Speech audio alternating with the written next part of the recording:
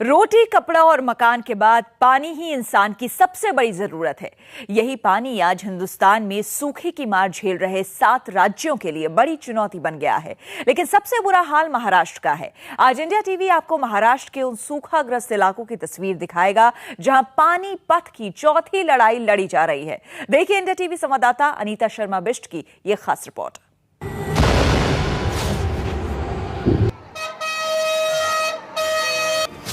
रणभेरी बच गई है। दोनों तरफ सेना तैयार है। पानीपत का चौथा युद्ध शुरू होने वाला है।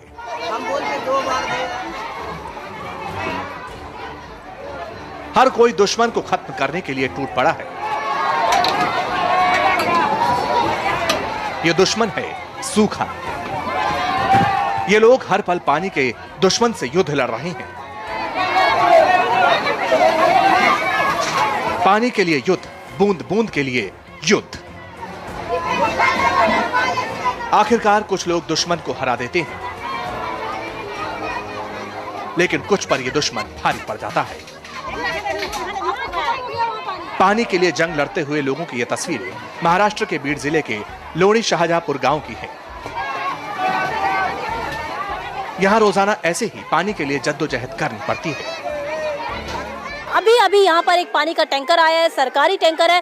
दिन में सिर्फ एक बार आता है। 1500 गांव की आबादी है और टैंकर में पानी आता है 8000 लीटर। आप देख सकते हैं किस तरह मारामारी मच जाती है जब यहाँ पानी आता है। गांव के लोगों का कहना है कि पीने के लिए, खाने के लिए, धोने के लिए, हर काम के लिए पानी उनको इस टैंकर के जरिए मिलता है। गाँव में बिल्कुल पानी का और कोई जरिया नहीं है और कोई साधन नहीं है।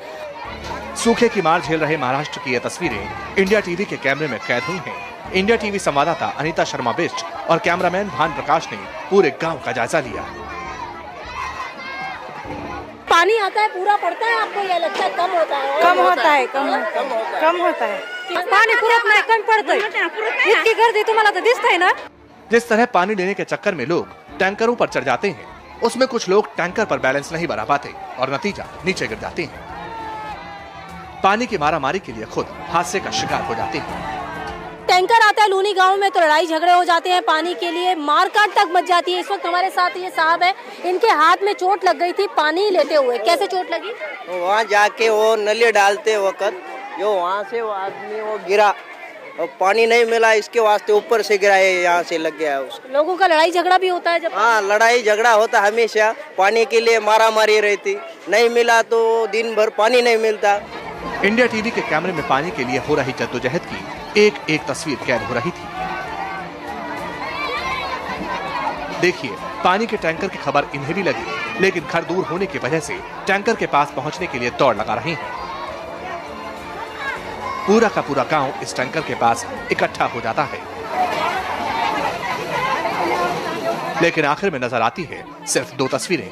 किसी का बर्तन भर जाता है तो किसी का चेहरा खाली बर्तन को ताकता रहता है। कैसे करते हो गुजारा? गुजारा कैसे? हम बच्चों को कभी कभी स्नान भी नहीं करते। हम बच्चों को पीने के लिए पानी भी नहीं पुरता। कपड़े वगैरह कैसे धोते हो? थोड़े थोड़े पानी में धोते हैं। एक बाल्टी हो तो उसमें धोते हैं। उस पानी को बचा के कुछ करते हो? बच्चों को आंखों स्नान घाल के जो पानी उठता है ना, एक टोपली में घालते हैं। जो पानी उठता है उसमें से हम कपड़े धोते हैं। ऐसे ही कई लोग हैं जो पानी न मिलने से परेशान हैं। लोगों का कहना है कि यहाँ आबादी को देखते हुए एक टैंकर नाकाफी है, क्योंकि हजारों लीटर पानी से भरा टैंकर मिनटों में खाली हो जाता है। हम गवाह हैं इस बात के कि 8000 लीटर का पानी का टैंकर खाली हो गया। बहुत से परिवार हैं वो बिना पानी के खाली बर्तन लेके वापस जा रहे हैं। लोगों का कहना है कि ये पानी उनको पूरा नहीं पड़ता है। कम से कम उनके गाँव की जो आबादी है उसके मुताबिक उन्हें 2 टैंकर तो मिलने चाहिए। जी हाँ, 5 मिनट पहले तक जो टैंकर हजारों लीटर पानी लेकर आया था, वो अब खाली होकर वापस चल दिया है। ये हाल महाराष्ट्र के बीड ही नहीं, दूसरे इलाकों का भी है। सोचिए, लोणी जैसे महाराष्ट्र के 10,000 से ज्यादा गांव हैं, जहां लोग सूखे जैसे हालात झेल रहे हैं। कई गांव तो ऐसे हैं जहां दिन में एक बार पानी आता है। यहां जिंदगी का एक ही मकसद है, पानीपत के युद्ध में विजय। महाराष्ट्र के बीड से अनीता शर्मा बिष्ट की रिपोर्ट। आपने देखा किस तरह लोग एक टैंकर पानी के लिए जद्दोजहद कर रहे थे। दूसरी तस्वीर तो इससे भी ज्यादा भयानक है। महाराष्ट्र के जालना जिले में पानी के लिए त्राही त्राही मची है। लोगों को हर दिन 6-6 घंटे पानी के लिए जद्दोजहद करनी पड़ती है, फिर भी गला सूखा रह जाता है।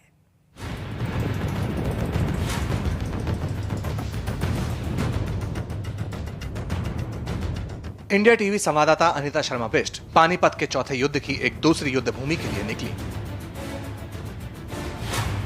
जालना शहर से 43 किलोमीटर दूर एक इलाका यशवंतपुर। यहां पहुंचते ही हमें पानी के संग्राम की झलक दिखाई देने लगी। वहां रुककर सड़क से बाएं नीचे की तरफ देखा, यहां तो पहले से ही पानी के लिए जंग चल रही थी। यहां भी हथियार लोनी गांव जैसे ही थे, उसी तरह के केन, डिब्बे और पाइप। हमने जानने की कोशिश की आखिर लोग यहाँ पानी कैसे भर रहे हैं। पता चला कि पानी की किल्लत से जूझ रहे लोगों ने सरकारी पाइपलाइन को फोड़ दिया है। उसमें अपना पाइप जोड़कर इस तरह से अपने अपने बर्तन भरते हैं।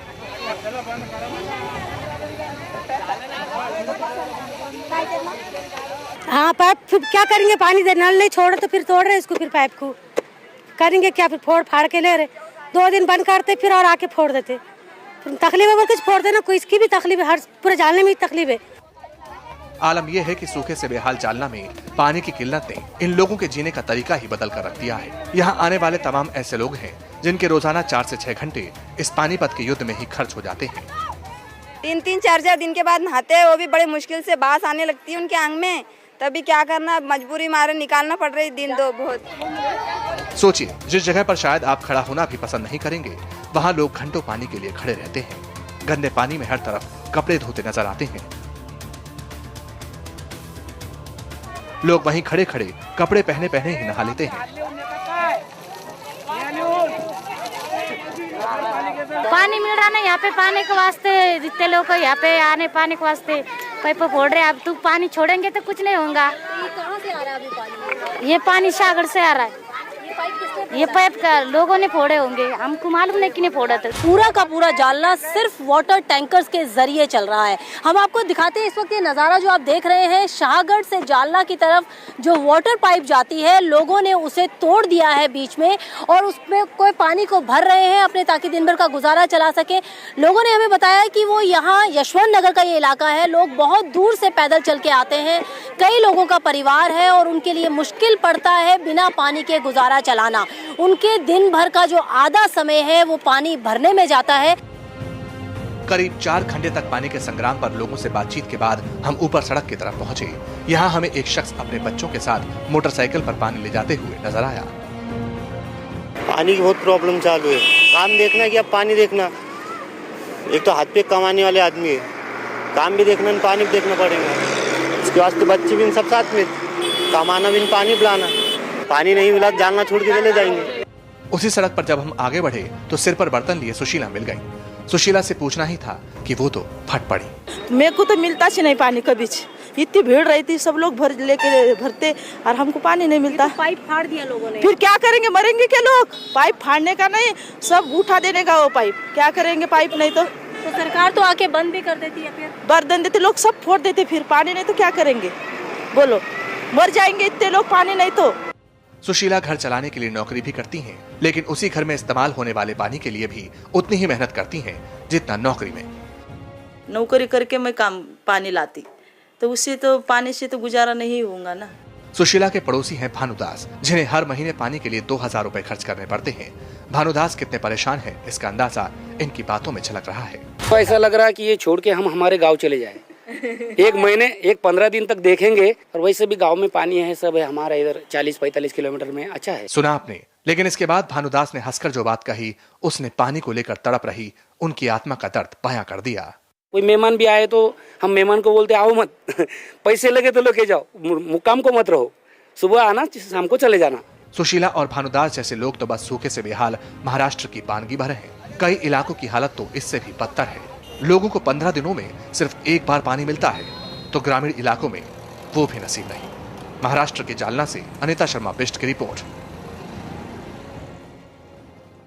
महाराष्ट्र में सूखा प्रभावित इलाकों में बांध भी है, लेकिन उन बांधों से सूखा पीड़ितों को कितना फायदा हो रहा है, इसका रियलिटी चेक भी इंडिया टीवी ने किया। इस रियलिटी चेक में जो तस्वीर सामने आई वो किसी को भी हिला देगी। इंडिया टीवी संवाददाता अनिता शर्मा बिष्ट बीड़ जिले के माजल गांव पहुंची।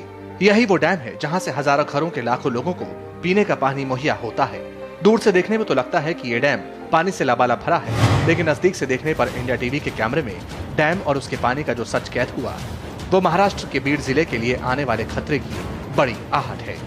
इसी डैम से माजल गांव के बहुत से गांवों को पहले किसानों को खेती के लिए पानी दिया जाता था, लेकिन अब यहाँ जो पानी बचा है वो सिर्फ पीने के लिए दिया जा सकता है।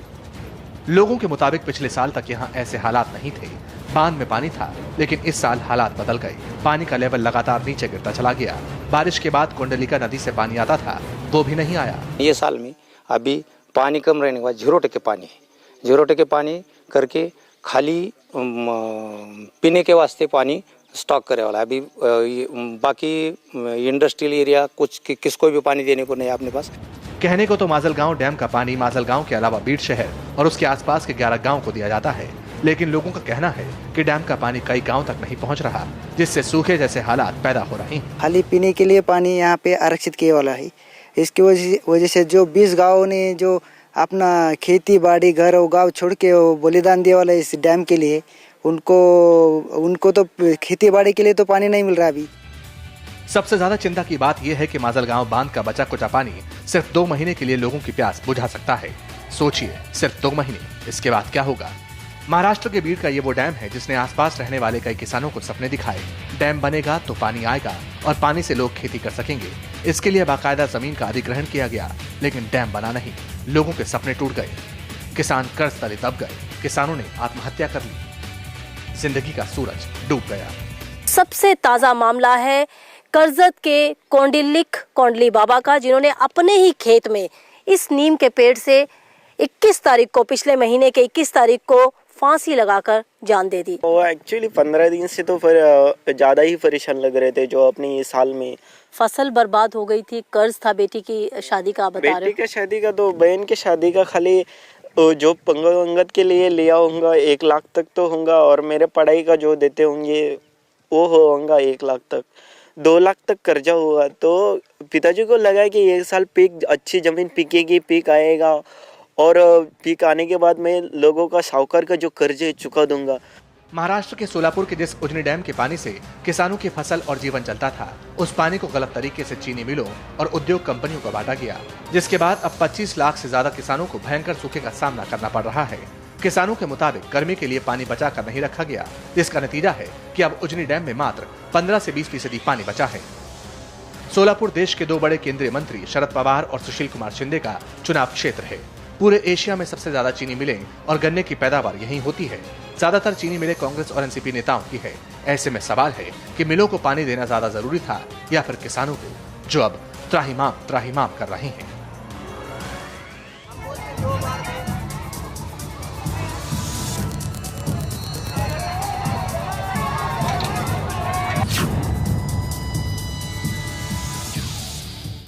पानीपत के घमासान के बीच एक गांव ऐसा भी मिला जिसकी तस्वीर सबसे अलग थी। पूरे इलाके में एक बाल्टी के लिए संग्राम छिड़ा है, लेकिन इस गांव के लोगों ने अपने बलबूते पर पानी की समस्या का हल निकाल लिया।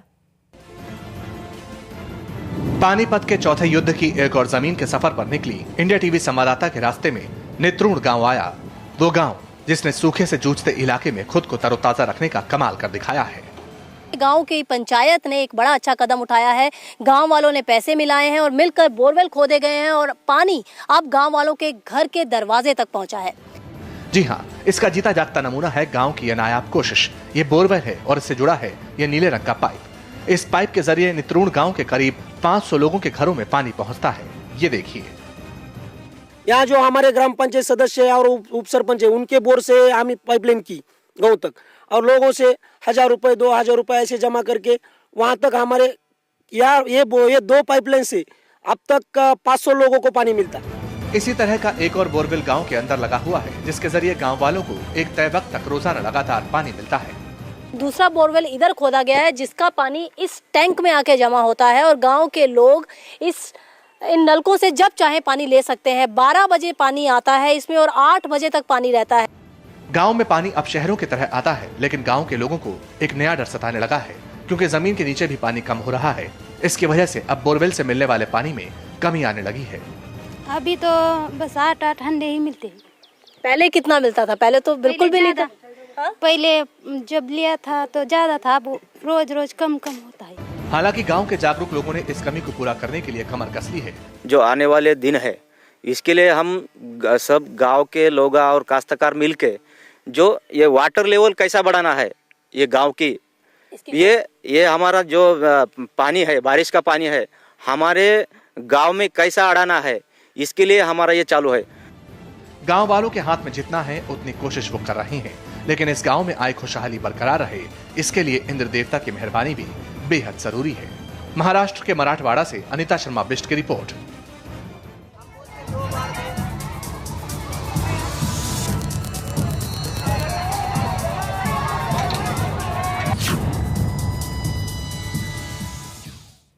पानी की भयानक किल्लत ने मराठवाड़ा के किसानों की जिंदगी को नरक बना दिया है। हालात इतने खराब हो चुके हैं कि किसान खुद अपने हाथों से अपने पेड़ों को आग लगाने पर मजबूर हैं।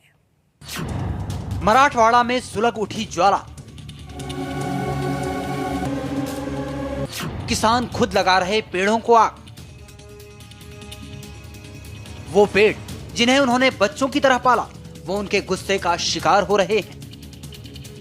आप तक मौसमी का ये फल पहुंचाने के लिए किसान मौसमी के पेड़ों के साथ जी तोड़ मेहनत करते हैं, लेकिन इस वक्त इनकी मेहनत दम तोड़ रही है। जिन मौसमी के पेड़ों को इन्होंने कई सालों से बच्चों की तरह सहेजा और सींचा था, आज वो खुद उन्हें आग लगा रहे हैं, क्योंकि बिना पानी के मौसमी के 20-20 साल पुराने पेड़ों के पूरे बाग सूख गए हैं। मराठवाड़ा इलाके में हर साल मौसमी की जमकर पैदावार होती थी, लेकिन इस बार सूखे ने मौसमी को निचोड़ कर रख दिया। मौसमी का फल तो मिट्टी बना ही, उसके लाखों पेड़ भी सूख गए। बेहाल किसानों ने जब सरकार से मुआवजे पैकेज की मांग की तो उनके हर्जाने के तौर पर प्रति एकड़ 3100 रुपए दिए गए, जिससे औरंगाबाद के सांझखेड़ा गांव के किसान भड़क गए और उन्होंने मौसमी के सूखे पेड़ों को आग लगा दी। किसानों की माने तो इन सूखे पेड़ों को हटाने में ही करीब 25,000 रुपए एकड़ का खर्च आ रहा है। ऐसे में सरकार के राहत पैकेज मजाक हैं। आणि शासन काय देत आहे तर मला 3,000 रुपये एकर देणारे मला शासन येत आहे। 3,000 रुपये देता कशाला? अरे तुमचं ते आम्हाला भीकही वाढू नका, आमचा अपमान करू नका। माझ्या शेतकरी माझ्यासारख्या लोकांनी पूर्ण संसार या आमच्या बागेवर होता। माझं जे ध्येय होतं, माझी खूप मोठे मोठे स्वप्न मी माझी खूप मोठी बाग आहे। एक तरफ सूखा तो दूसरी तरफ सरकार की संवेदनहीनता ने इन किसानों को और सुखा दिया है। ऐसे में इन किसानों ने चेतावनी दे दी है कि अगर इनके साथ इंसाफ नहीं हुआ तो उन्हें सिर्फ और सिर्फ आत्महत्या के लिए मजबूर होना पड़ेगा। जयप्रकाश सिंह के साथ विशाल सिंह कारकोटक, इंडिया टीवी, औरंगाबाद।